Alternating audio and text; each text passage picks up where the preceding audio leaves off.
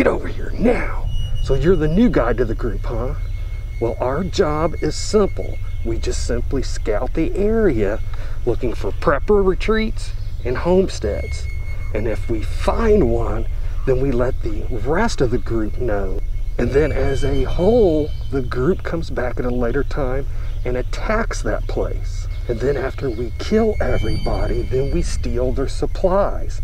But if they don't have enough supplies, then we eat them. Do you understand that? Can you stomach that? And you need to know that if you don't do everything that's told of you, you will be dinner yourself. You got that? Good. Okay, I've been watching a guy a little ways up there for the past half hour, 45 minutes or so. I think this guy's a loner. I don't think he's with the group. I've not seen him with a radio or having radio contact with anybody, and I've not seen anybody else in the area. I think this guy's by himself. Let's see if we can get closer. Take a shot on this guy.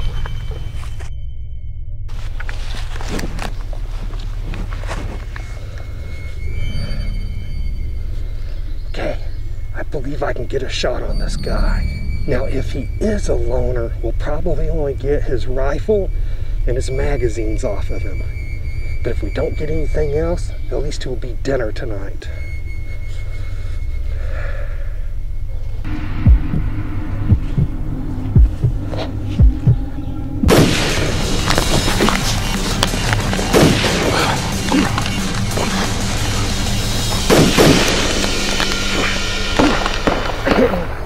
But it wasn't a good shot. He's hit, he's wounded though. Let's give him a few minutes, he'll probably just bleed out.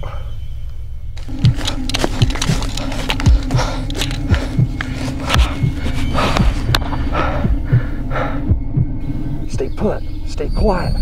He'll bleed out in a few more minutes. Then we'll go get him.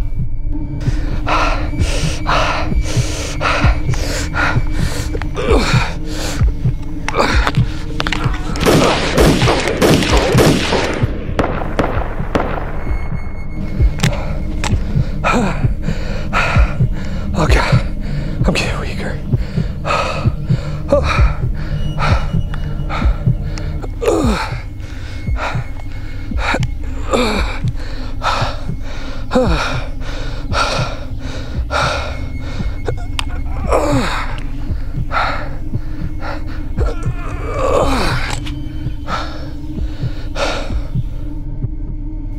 Okay, he's not panic shooting anymore.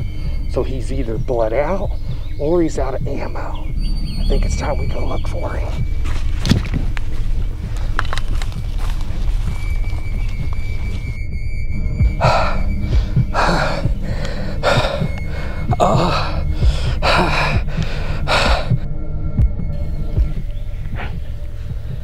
There's blood right here. He came this way. Let's keep going.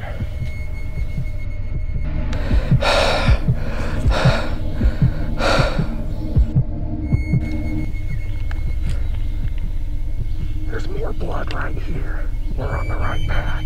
Let's keep going.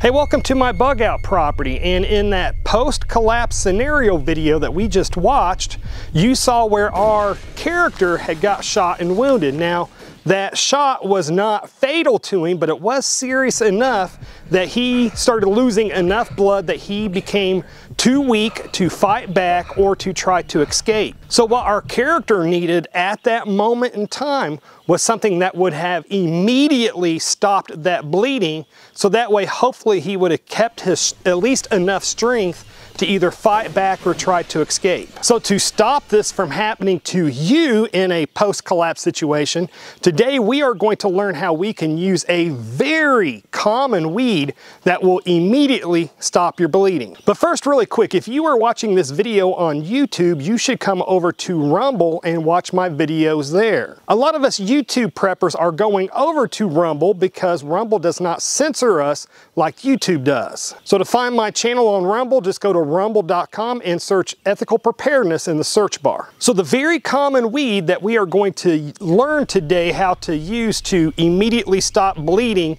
in a grid down situation is called purple dead nettle. And the reason why purple dead nettle is so good to use to stop bleeding is because, number one, it's hemostatic, so that means it coagulates your blood and helps stop the bleeding.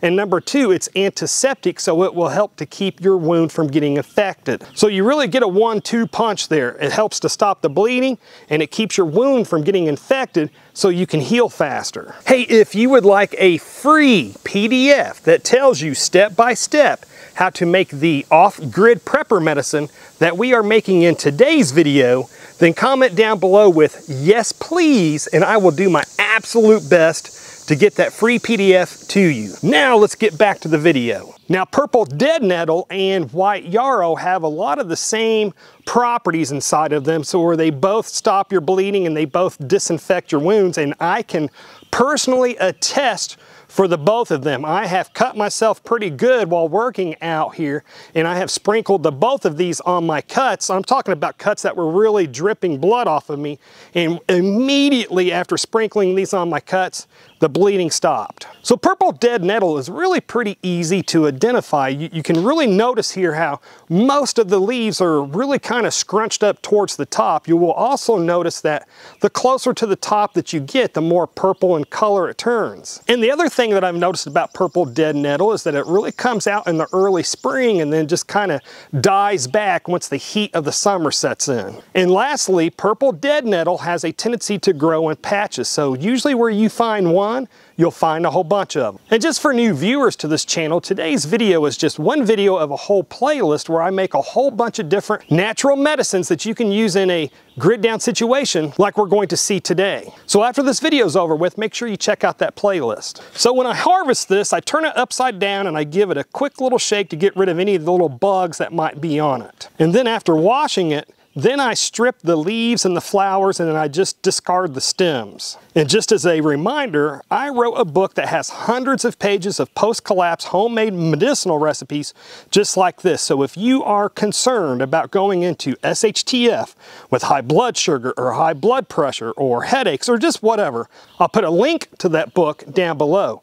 But just in full transparency, there's nothing in that book that you can't find yourself. But if you want to save yourself hundreds of hours and have it all in one place, again, link below. Now some of this I'm going to put into my herb drying rack so that I can use it at a later time. But the rest of it, this fresh stuff, we are going to use this to stop our bleeding. And what we're going to use is actually called a poultice, which means that we apply it topically to a cut or a wound. So the first thing I'm going to do is I'm going to mash this purple dead nettle in my mortar and pestle. And then before I apply this to my wound, I would first wash my wound with soap and water. And then I would take the mashed purple dead nettle and I would apply it directly to the wound and then put a bandage over it. And in the past, when I have used this stuff directly on a bleeding cut, again, I was really surprised on how quickly that bleeding stopped. Now just let me clarify, I use this on venous wounds, on venous cuts where I am